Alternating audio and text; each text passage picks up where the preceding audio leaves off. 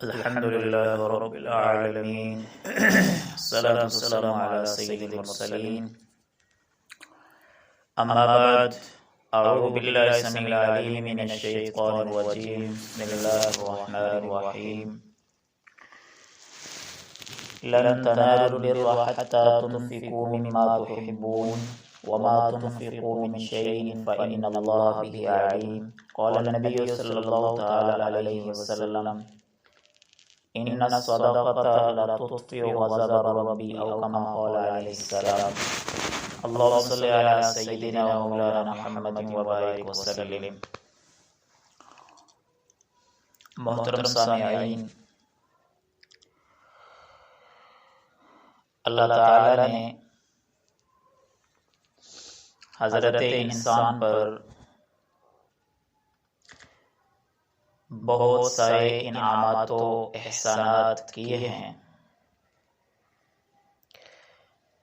اور اللہ خود فرماتے ہیں کہ اگر تم گننا شروع کر دو لا تحصوها، تم شمار نہیں کر سکتے، گن نہیں سکتے. اور دوسرے مقام پر یہ فرمایا فَبِأَيِّ آلَاءِ رَبِّكُمَا تُكَذِّبَانِ، تم اپنے پروردگار کی کس کس نعمت کا انکار کرو گے.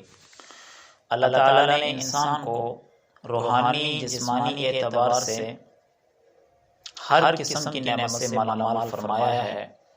انسان اپنے وجود کو دیکھے تو بے شمار انعامات بغیر مانگے عطا کی اللہ نے، اور اگر انسان گرد و نواح میں نظر دوڑائے تو اسے بے شمار انعامات اکرامات جو اللہ نے کیے ہیں نظر آئیں گے.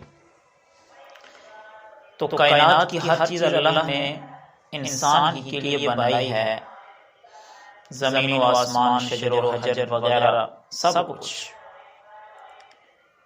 تو جس طرح بدنی عبادت اللہ کا حق ہے، قولی عبادت بھی اللہ کا حق ہے، اسی طرح مالی عبادت بھی اللہ کا حق ہے کہ جس اللہ نے اتنے انعامات دیے ہیں ان کا شکر بھی ادا کرنا ہے.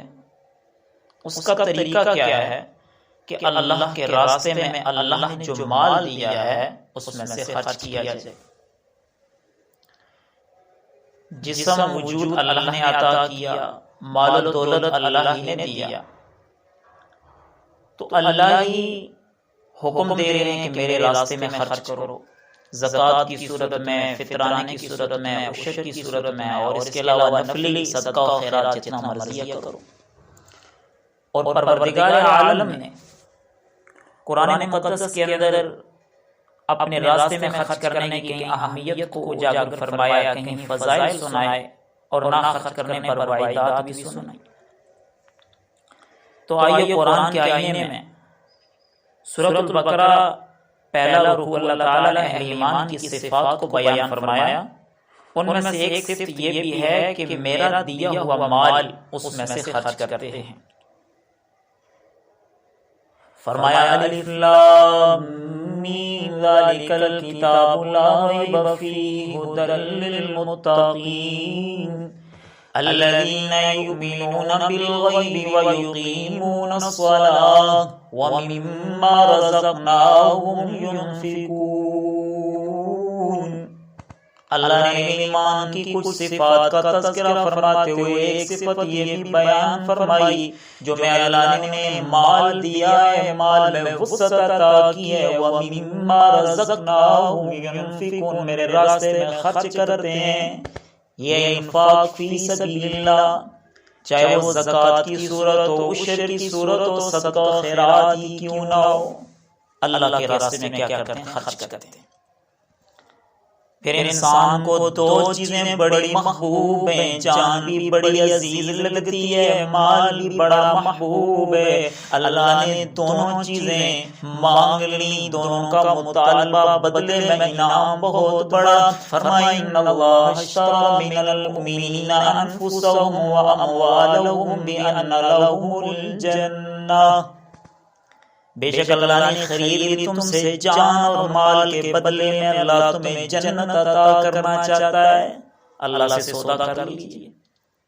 اور اللہ کو محبوب چیز لن تنالوا البر حتی تنفقوا مما تحبون، فرمایا تم اس وقت تک کامل نیکی کو پہنچ ہی نہیں سکتے جب تک اپنی محبوب چیز جو تمہیں پسند ہے اللہ کے راستے میں خرچ نہ کرو۔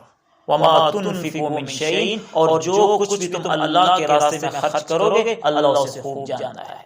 جب یہ آیت کریمہ سنی حضرت ابو طلحہ انصاری رضی اللہ تعالیٰ عنہ نے، اللہ اکبر، انہیں ایک باغ جس کے اندر کنواں تھا، ٹھنڈا پانی میٹھا، اللہ کے نبی خود تشریف لے جاتے، کبھی کبھار پی لیتے، بڑا محبوب تھا۔ جب یہ آیت کریمہ نازل ہوئی دربار رسالت میں آئے، یا رسول اللہ میرا فلاں باغ ہے، میں اللہ کے راستے میں وقف کرنا چاہتا ہوں، کیا کروں؟ آپ نے فرمایا اپنے قریبی رشتہ داروں میں اس سے بانٹ دو، تقسیم کر دو۔ تو معزز سامعین، جو اللہ نے ہمیں مال دیا جب اس میں سے خرچ کریں گے تو اللہ ہمیں قیامت کے دن اس کا بدلہ نعم البدل ضرور عطا فرمائے گا۔ اللہ اپنے راستے میں ہمیں زیادہ سے زیادہ خرچ کرنے کی توفیق عطا فرمائے۔ وآخر دعوانا الحمدللہ رب العالمین۔